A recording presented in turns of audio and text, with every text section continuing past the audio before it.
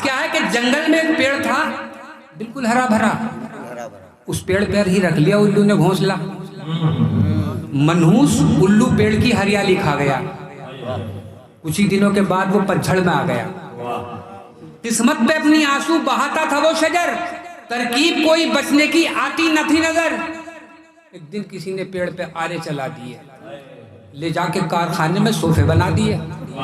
उसको खुशी थी मैं किसी भी काम आ गया, मेरा भी लो शहीदों में अब नाम आ गया।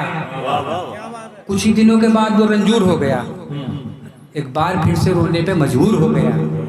कुछ ही दिनों के बाद वो रंजूर हो गया, एक बार फिर से रोने पे मजबूर हो गया। बिकने के बाद सोफे वो संसद में जा पड़े, अब फिर से बैठने लगे उल्लू बड़े बड़े।